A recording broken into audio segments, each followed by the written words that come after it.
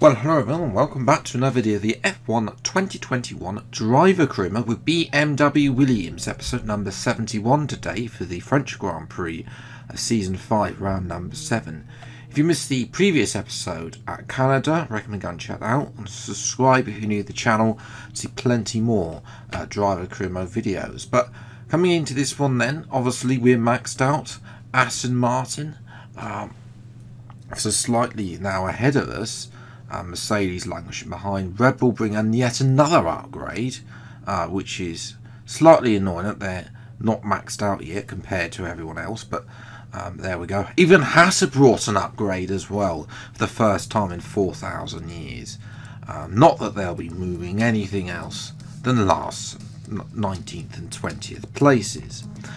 So yes, for us, we're going to try and not be in P18, which we've only managed twice this in the 6 qualifying rounds, and so far, I mean, it's P17, Russell only 15th, so that suggests that overall the car isn't that great, performance-wise. You know, it's not looking great compared to you know, the other midfield teams, maybe like Mercedes, Renault as well. Even Aston Martin themselves have been picking up points recently as well. So in terms of our qualifying that, France is you know, it's a welcome return to France. I haven't been, I honestly don't know how this is going to pan out, because I've never driven this late in a career mode on this track. It always appears in the early seasons, but then gets dropped off because some other track comes onto the calendar or comes available in the past couple of years, or some changes there. But anyway, in terms of our thing, we're slightly faster than Russell through Sector 2, so you know, that's great, but the first two sectors were very good against the AI. It's the final sector through this corner, there's just so much understeer, and you just end up going wide every time. Through into this section as well, it's not. I'm also losing time against the AI, and then we come through into the final sequence of corners. Again, losing a little bit of time to the AI, gaining time on the outset here, and actually gaining time on my previous time as well. Up to the line, it's a very long way away from the final corner. But it's good enough for P16 for us. Stroll on pole. Verstappen, though, only P5. And that's a little bit interesting there. Ourselves down in P16, but so close to Russell, you know. There's definitely improvement. That's the closest we've been to Russell so far. Time, though, for the race today's French Grand Prix. Hello and welcome to the Circuit Paul Ricard, current home of the French Grand Prix, an event dating all the way back to 1906. It's been held at many venues over the years, with famous moments from Dijon and Manicourt the feature of many a highlights reel. And let's hope we see more of those in the race today.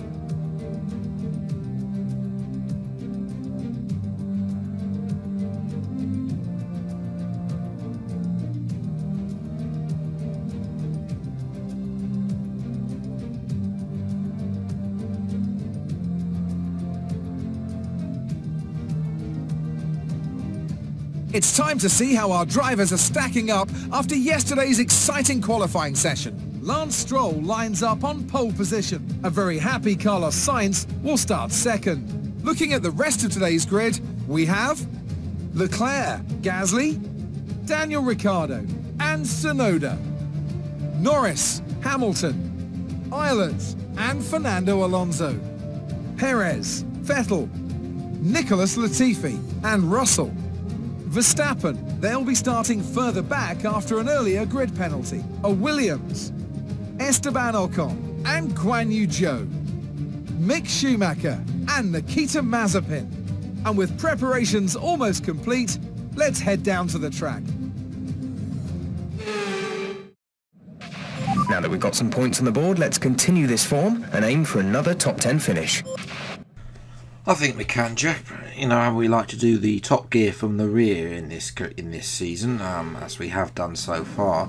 Verstappen right alongside those, so we've got our old rival from seasons go past. Vibrant lights for the French Grand Prix, and away we go. And it's an okay start, better for Verstappen, but we have the advantage being able to dive it down the inside of turn 1. Doesn't quite work out. We can't get ahead of our teammate Russell, but we have got Verstappen though through turn 1. I'm going to try and defend against Verstappen as Russell's going slowly through that corner. We've narrowly managed to avoid getting around it, and we're just going to move right round the outside. About 4 cars there. They're just sleek. All the drivers in front seem to have, like, the Vettel, Latifi have fallen asleep here as well. It wasn't quite that many. It was actually only 2 that we made it round. And the replay there, couldn't get Perez, so we slotted in behind the man who replaces in Aston Martin, our team that we drove all those many seasons ago now as well. We're going to have a look, trying to look around the outside. It doesn't quite work, but we're going to have to be slow through the second part of that section. We're able to get them moved done and up to P11, so this has been a good start. Move to lap 2. Can we do the same thing on Fernando Alonso? Try to do that. No, Alonso tightens up his corner, but he's had a poor exit compared to us, and we're going to use a bit of ERS, and this is going to go into the fast right-hander here. Oh, there's contact with Alonso there, but we do make the position up to P10. We'll get a replay and see how much contact there was on the board, off board here. But you know, yeah, Alonso, I don't think he really saw I was there. You know, I don't know why there is. Verstappen is going to make a lovely move round the outside of Latifi, turns the inside for the next corner, and the reigning world champion is up another position. Russell will need to get past as well, otherwise he's going to have a very boring race at the back. Back to our POV, we've caught up to our former teammate Lewis Hamilton in the Mercedes. He's going to go defensive. We're going to move to the outside, better line. Thank you very much. Move up to P9 there. As we watch, the train is called. This is actually headed up by Hamilton's teammate, another former teammate of mine, Lando Norris. As well, he's got my another former teammate, Daniel Ricciardo, right behind. But Ricciardo gets in front of Norris then. But Ricciardo doesn't really have the pace to be able to get in front of Norris. We're setting our sights on Ilott, trying to do the same thing we did to Perez, and it's actually going to work beautifully again. Deja vu move, thank you very much, up to P8. And Ilott is also still going to have another go back down the other side of that corner. We're going to basically close the door on him, not to make him allow him go back through as well. As we're watching Fernando Alonso, unfortunately for Alonso, in his pursuit of Lewis Hamilton, the Renault car and engine has given up, and he is out of the race. As we're closing rapidly now on Lando Norris, trying to do the same move we did earlier with Ilott and Vettel. And Perez, excuse me, unable to do that, although on Norris I had a little bit too much understeer there, as Hamilton is coming into the pit at the end of lap 6, which I know you're probably going to say, you know, it's about halfway through the race, but in a 25% career mode, you want to be on those softs for the longest amount of the time. He's the first one in, having an undercut, as we go clean around the outside then of Lando Norris with good helping at DRS, and now up to P7 as well. And crucially, at the front, Stroll is leading and he's running away, but crucially this is going to upset Sainz, because his teammate, who isn't really in a championship fight, isn't letting him past, you know. So Sainz will not be happy with the Scuderia about that.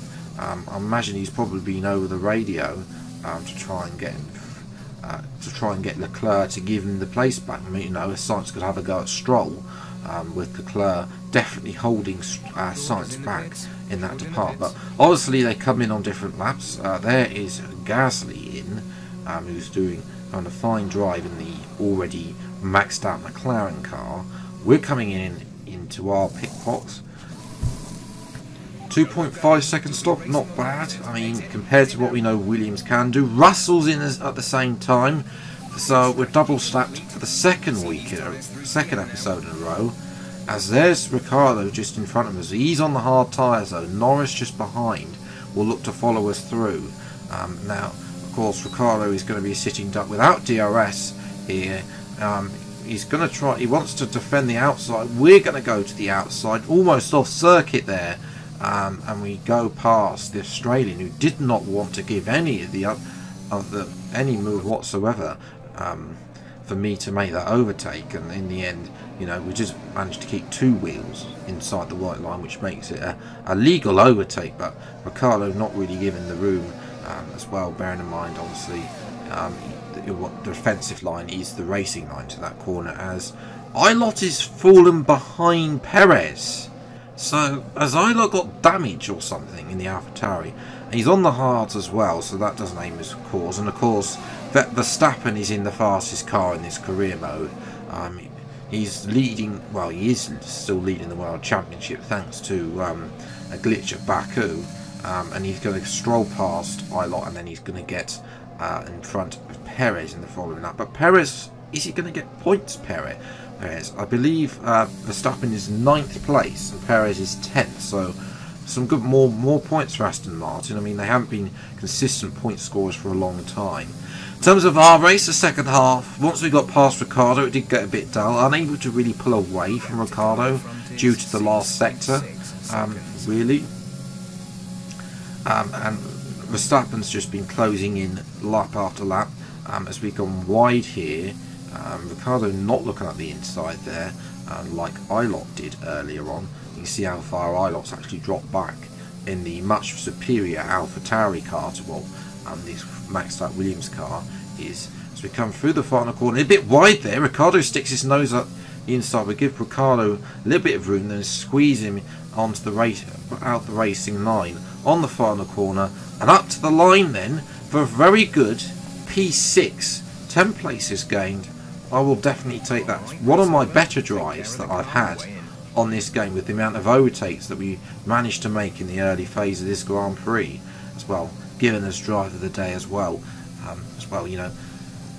earned that P6 on pure pace, not anything to do with a safety car or people crashing out or anything. We earned that fair and square. Russell had no chance. 10 seconds further down the road as well. So, we had a very good pace here, surprisingly, considering that France historically hasn't been a great track for me. But, maybe this is a time of a change. In terms of the Drivers' Championship, we've added to our tally P7.